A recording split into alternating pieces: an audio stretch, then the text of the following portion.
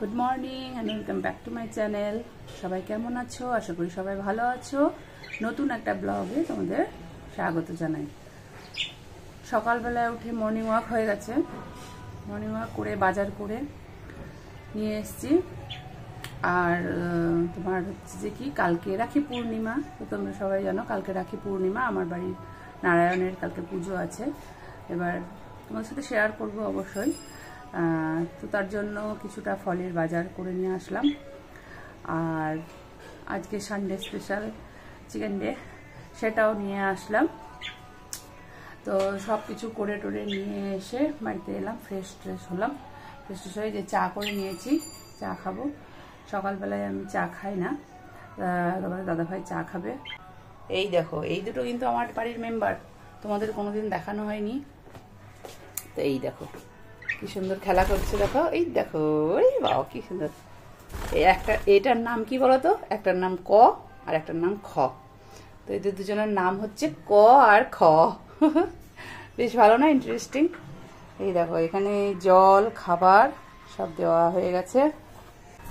কই রে, কই ওই ক, এই দেখো খ। চলো, এই দেখো ওয়াশিং মেশিনে কাচতে দিয়েছি। এখানে কাঁচাটা হয়ে যাক, সকালবেলায় উঠে এটা চালিয়ে দিয়েছি। তো এটা হচ্ছে হোক, এটা হলে পরে এবার ছাদে যাবো, মেলে দেবো। আর এই দেখো চা করে নিয়ে চলে এসেছি। এটা আমি খাই, এটা তো আমি চা খাই, এটা তোমার দাদাভাই চা খাবে আর এটা আমি খাবো। এখানে কি আছে বলো তো? লেবু আর এই যে কালো জিরে ডাস্ট করে মিশিয়ে রাখা আছে। তো এটাই আমি খাবো। তো চলো খেয়ে নিই। চা তো খাবো না, ওই জলটাই খেয়ে নিই, লেবু আর কালো জিরের জল খেয়ে নিই। আর দিয়ে তারপরে আবার বাকি কাজ তো আছেই, পরপর করতে হবে। সঙ্গে থাকো, দেখতে থাকো, সবটাই তোমাদেরকে শেয়ার করব। চাটা খেয়ে চলে এলাম ঠাকুর ঘরে। ঠাকুর ঘরের কিছু কাজ কাম বাকি আছে বন্ধুরা। এই যে দেখো ঠাকুর ঘরে সব বাসন কুসন পরিষ্কার করতে হবে, যে জল নিয়ে এসেছি পরিষ্কার করব। আর এই দেখো এখানে ফুল টুল সব তোলা হয়ে গেছে। ছাদ থেকে ফুল নিয়ে এসেছি, ছাদ থেকে এই ফুলগুলো তুলে নিয়ে এসেছি, আমার ছাদে হয়েছে। আর এখানে ফুলটা আমার বাবার বাড়ির গাছে, এটা আমার বাবা এসে দিয়ে গেল। আর এই দেখো এখানে বাজার করেছি, এখানে বাজার করেছি ফলের বাজার। চাল নিয়েছি, এই দেখো চাল নিয়েছি। তো ভাবছি এটা দিয়ে আজকে পোলাও হবে। এটা কি করবো তোমার দেখাবো।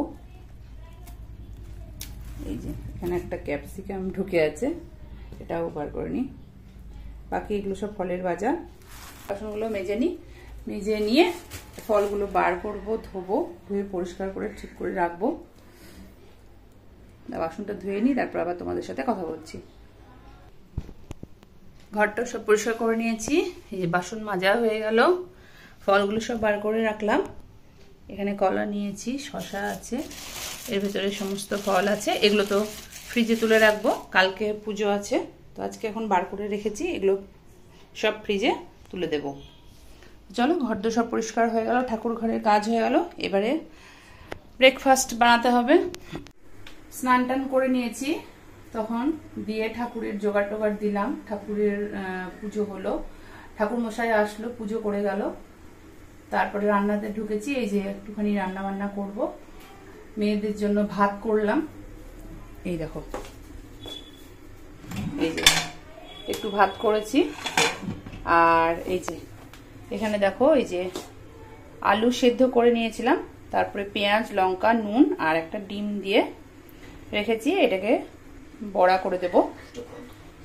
এখানে কড়াইয়ে তেল গরম হচ্ছে। আর এই দেখো এখানে কুলেখাড়া শাক সেদ্ধ করছি, এটা আমরা জলটা খাবো। চলো বড়াটা ভেজে নিই, ভেজে নিয়ে মেয়েদেরকে খেতে দিয়ে দিই। তারপরে আবার দুপুরে রান্না বান্না সবকিছু কেটে কুটে রেখেছি। এই দেখো তোমাদের দেখাচ্ছি, এই দেখো দুপুরে রান্না বান্না সব পেঁয়াজ আলু, ওখানে রসুন আদা টমেটো ধনেপাতা সব রেডি করে রেখেছি। চিকেন করব, চিকেন হবে। আর এই দেখো এখানে চিকেনটাকে নুন আর 1 চামচ নুন আর 1 চামচ ভিনেগার দিয়ে ভিজিয়ে রেখেছি। এটা ভালো করে ধুয়ে পরিষ্কার করে নেব। তো চলো বন্ধুরা, আগে মেয়েদের জলখাবারটা দিয়ে দিই, তারপরে আবার দুপুরে রান্নাবান্না যা যা হবে তোমাদের সাথে শেয়ার করব। এই যে বন্ধুরা, রান্নাবান্না চলছে, দুপুরের লাঞ্চ রেডি করছি, প্রায় হয়েই গেছে, আর মিনিট 15 মতন টাইম লাগবে লাঞ্চটা শেষ হতে। তো চলো কি কি রান্না করলাম তোমাদের একটু শেয়ার করি, আসো। এই যে এখানে দেখো পোলাওয়ের চাল ভাজছি, এই যে কাজু কিশমিশ নুন হলুদ দিয়ে ঘিয়ের মধ্যে এই যে পোলাওয়ের চাল ভাজা হচ্ছে। এই দেখো এখানে চিকেন রেডি, এখানে আলু দিয়ে লাল লাল করে চিকেনের গামাখা ঝোল, মানে খুব বেশি ঝোল হয়নি আবার একদম কষা কষাও না, এভাবে করেছি, পোলাও দিয়ে খেতে ভালো লাগে। আর এখানে গরম জল করে রেখেছি, এটা পোলাওয়ের মধ্যে ঢালবো। আর কাজু কিশমিশ তো দিয়ে দিয়েছি, এখন চিনি দেব আর ভাজা মশলা যেটা হয় সেটা দিয়ে দেবো, দিয়ে এই জলটা দিয়ে একটা সিটি দিয়ে দিলেই আমার এটা রেডি হয়ে যাবে।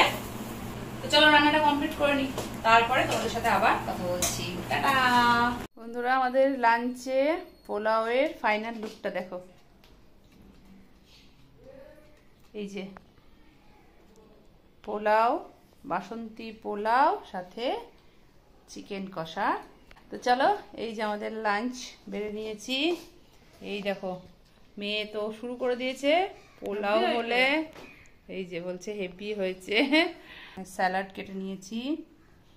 তো চলো লাঞ্চটা করে নিই, তারপরে আবার কথা হবে তোমাদের সাথে। আর সারাদিনে তারপর যা যা করব তোমাদের সাথে একটু করে শেয়ার করতে থাকবো। দিচ্ছি। তো চলো বন্ধুরা, খাওয়া দাওয়া করে নিই, বেলা প্রায় অনেকটাই হয়ে গেছে, চলো খাওয়া দাওয়া করে নিই। দুপুরের খাওয়া দাওয়ার পর আর সেভাবে ভিডিও দিতে পারিনি। তারপর সন্ধ্যার দিকে তোমার দাদাভাই আর আমি দুজনে মিলে আমরা একটু বাইরে বেরিয়েছিলাম। তো এসেছিলাম খুব সুন্দর একটা আখড়ায়, সেই আখড়াটায় আজকে তোমাদেরকে ঘুরে দেখাবো। তো চলো ভেতরটা যাই, আখড়াটা কীরকম তোমাদেরকে একটু ঘুরে দেখাই। এখানে আমরা রোজই প্রায় আসি সন্ধ্যা আরতি দেখতে। দেখো ঢুকেই একটা খুব সুন্দর তুলসী মঞ্চ, কি সুন্দর একটা তুলসী গাছ, আর তুলসী গাছের যে চারিপাশটা মঞ্চটা কি দারুণ অপূর্ব। তো এবারে আমরা সিঁড়ি দিয়ে ওপরে চলে এলাম। এখানে আছেন আমাদের রাধাকৃষ্ণের, আর দুই পাশে আছেন নিতাই গৌর। তো সেই উনাদেরই আরতি করছেন ঠাকুরমশাই। আর চারিপাশে দেখো কত লোকজন, মন্দিরটা কত সুন্দর, তোমাদের একটু ঘুরিয়ে দেখার চেষ্টা করছি। এই দেখো সবাই ঘন্টা কাসর বাজাচ্ছে, ওই পিছন দিকে ছেলেরা থাকে আর সামনের দিকে মেয়েরা দাঁড়ায়। তো খুব সুন্দর আরতি হয়, মনটা বড় ভরে যায় এখানে এলে। তো প্রতিদিনই আমি আসি, আজকে ভাবলাম তোমাদেরকেও একটু নিয়ে আসি। তো দেখো কত সুন্দর আমাদের কালাচাঁদ আর রাধারানীর মূর্তিটা, কত ভালো। তো আরতি হয়ে যাওয়ার পরে এখানে সবাই শান্তি জল নিচ্ছে, ঠাকুরমশাই সবাইকে শান্তি জল দিলেন। আর মূর্তিটা এত সুন্দর, তোমাদের একটু কাছ থেকে দেখাচ্ছি, তারাও দেখো কি সুন্দর মূর্তিটা। তো এবারে প্রসাদ দিয়ে গেলেন ঠাকুরমশাই, আর পর্দাটা লাগিয়ে দিলেন ভোগের জন্য। সেখানে ঠাকুরকে লুচি তরকারি ভোগ দেওয়া হবে। আর সেই ফল প্রসাদটাই সব ভক্তদের মধ্যে একজন মহিলা ভাগ করে দিচ্ছেন। তো সেটাই সবাই লাইন দিয়ে এখানে দাঁড়িয়ে দাঁড়িয়ে প্রসাদটা নিচ্ছে। আর মন্দিরের ওপরেই একটা বহু পুরনো একটা ঘন্টা দেখতে পেলাম, তো ভাবলাম সেটা তোমাদের সাথে শেয়ার করি, অনেক পুরনো। আর এই দেখো মন্দিরের কাছে কি সুন্দর একটা মূর্তি, মানে শ্রীকৃষ্ণের বাল্যরূপের সেই যে দৃশ্যটা এখানে ফুটিয়ে তুলেছে। মন্দিরের দেওয়ালে রয়েছে কত মানুষের স্মৃতিফলক, এখানে যারা যারা মারা যায় তাদের স্মৃতিগুলোকে এখানে ধরে রাখা হয়।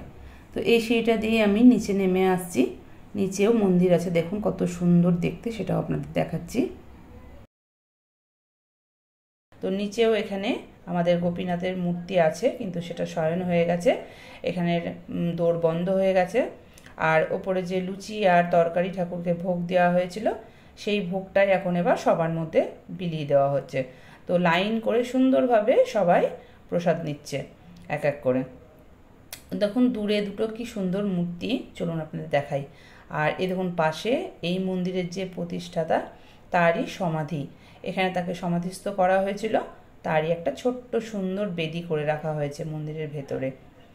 আর ওই দেখুন দূরে কি সুন্দর রাধা কৃষ্ণের মূর্তি, কৃষ্ণ বাঁশি বাজাচ্ছে, রাধা কৃষ্ণের কোলে মাথা রেখে দাঁড়িয়ে আছে, কি অপূর্ব না। আর এটা দেখুন একটা মানে কি বলবো মঞ্চ, এখানে গীতা পাঠ হয়, এখানে কীর্তন হয়, তো সেখানেই একটা গৌরাঙ্গের খুব সুন্দর মূর্তি বানিয়ে রেখেছে। তো ওই যে দূরে যে সিঁড়িটা দেখছেন সেটা দিয়ে ওপরে ওঠা যায়। আর এই দেখুন এখানে আমিও লুচি আর তরকারি প্রসাদ নিয়ে নিলাম, নিয়ে চলুন এবার আস্তে আস্তে চলে যাই। যেতে যেতে এই যে গঙ্গার ধার দিয়ে যেতে যেতে আপনার দাদাবাবু বললো যে চলো একটু বসি, এখানে বেশ সুন্দর হাওয়া দিচ্ছে। তো এই যে সবাই হাঁটাহাঁটি করছে গঙ্গার ধার বেয়ে, আর পিছনে মাঠটা দেখুন কত সুন্দর লাগছে, দেখতে দারুণ লাগছে না, সবুজ মাঠ রাত্রেবেলা। বাড়ি ফেরার পথে 10 মুন্ডুর ঘাট বলে একটা জায়গা আছে, সেখানে দেখলাম যে খুব সুন্দর কীর্তনের আসর বসেছে। এই ঝুলন পূর্ণিমা উপলক্ষে এখানে প্রতি বছরই এই মাঠে খুব বড় করে কীর্তন হয়। তো এখন হরিনাম হচ্ছে, এরপরে পালা কীর্তন শুরু হবে। এখানেও একদিন ঘুরতে আসবো, যদি আসি আপনাদেরকে অবশ্যই দেখাবো জায়গাটা। তো হ্যালো সবাইকে, সারাদিনের কাজকর্ম তোমাদের সাথে টুকটুক করে যেটুকু পারি চেষ্টা করি শেয়ার করার। তো আজকে একটা ছোট্ট খুশির খবর ভাবলাম যে তোমাদেরকে দেওয়া অবশ্যই দরকার আমার, তো সেই জন্যই একটু তোমাদের সাথে সামনাসামনি কথা বলতে এলাম। এমনিতে ব্লগ ভিডিওতে মাঝে মধ্যে তো তোমরা আমাকে একটু একটু দেখতে পাও, কোনো সময় সামনে থেকে করি, কোনো সময় ব্যাকে করি।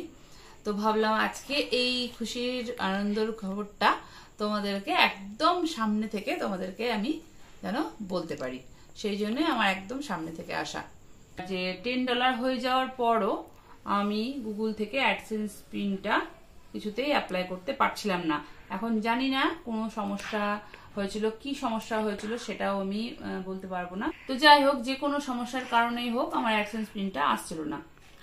তো ইমেল চেক করে দেখি যে সমস্যাটা কি, দেখি তো ইমেলে গিয়ে দেখছি যে আমার মানে অ্যাডসেন্স পিনের জন্য যে অ্যাপ্লাই করতে হয় সেটাই আমার করা হয়ে ওঠেনি। তো করা হয়ে ওঠেনি, তখন আমি ভাবি যে দেখি এটা ট্রাই করি। তো ট্রাই করার পর অ্যাটলিস্ট এতদিন পর তোমাদের সকলের ভালোবাসায় আশীর্বাদে এই যে এটা আমার হাতে এসে গেছে।